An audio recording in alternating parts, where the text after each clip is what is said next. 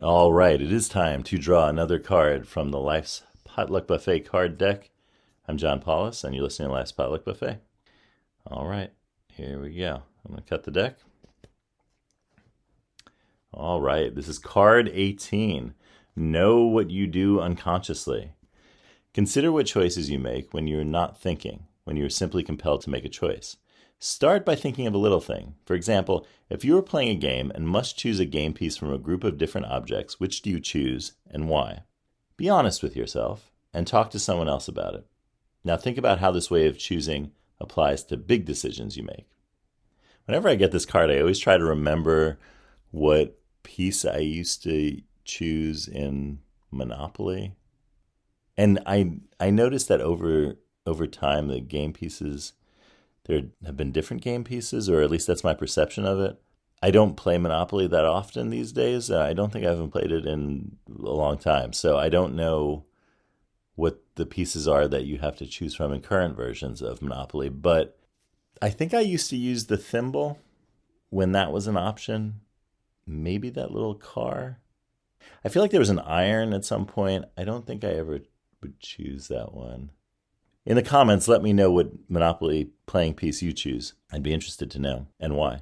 I think the theme is the same as with card 45, talking about choices, and I told you I talked a lot about toothpaste. The theme is this craftsmanship thing again, because you have the thimble, which to me relates to the craft of sewing and to the making of clothes and the repairing of clothes, and there's a craftsmanship involved.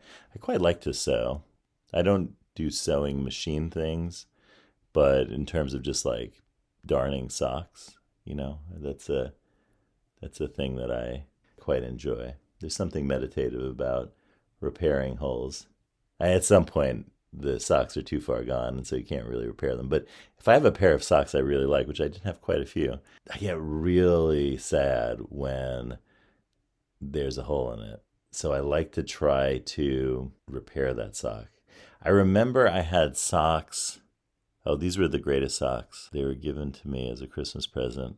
They were socks that had Tupac from an album cover on them, like a photorealistic image from, I forget which album it was, but it was one of Tupac's albums. That was on the side of the sock. And on the toe of the sock, there was a reverse, it was written in reverse so you could see it when you were in the mirror.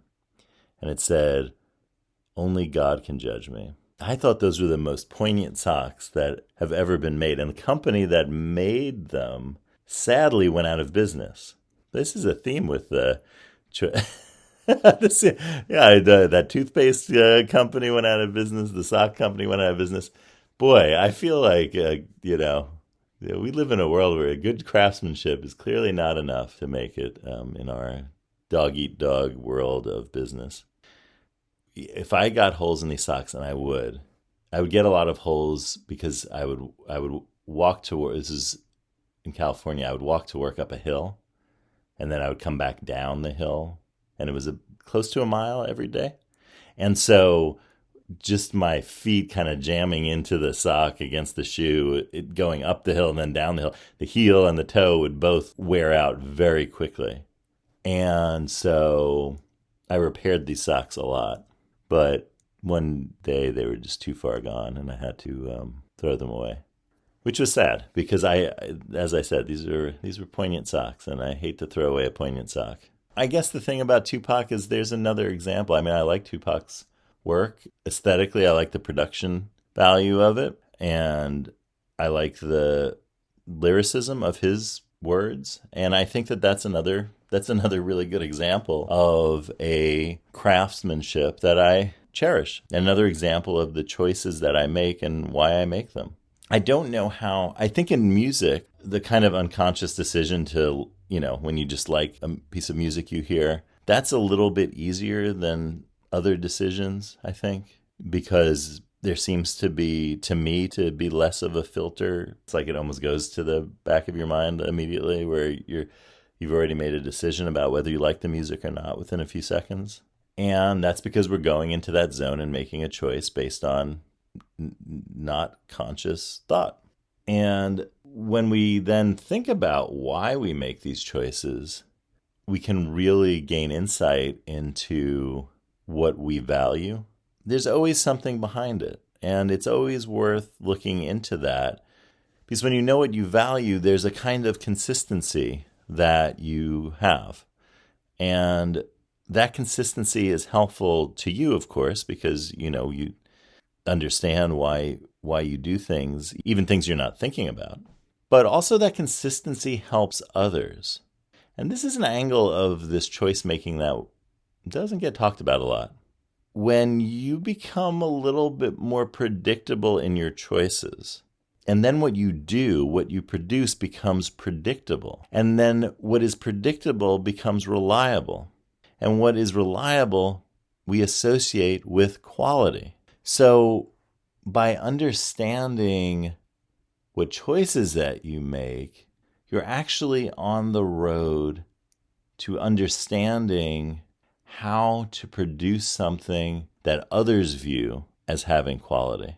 Once you have that quality, that predictable, reliable quality, then people know to come back to you when they need what you have.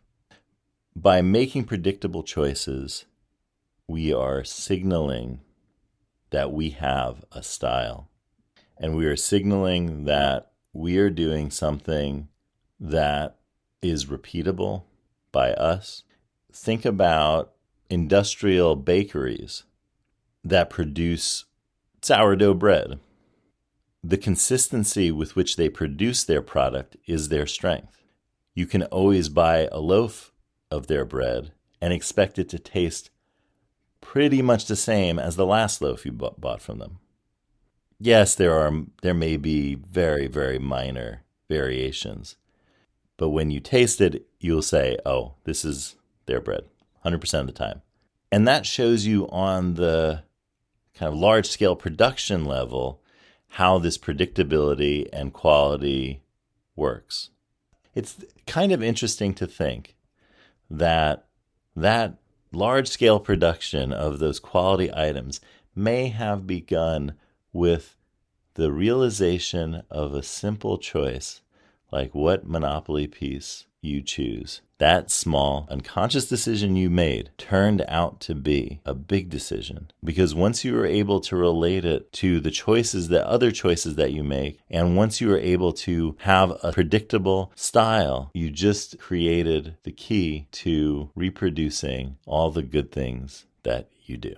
If you enjoyed this episode, then please subscribe. And if you enjoyed card number 18, Know What You Do Unconsciously, then let your mind wander over to lifespotluck.com and pick up a pack today. Hope you have a great day, and we'll see you next time.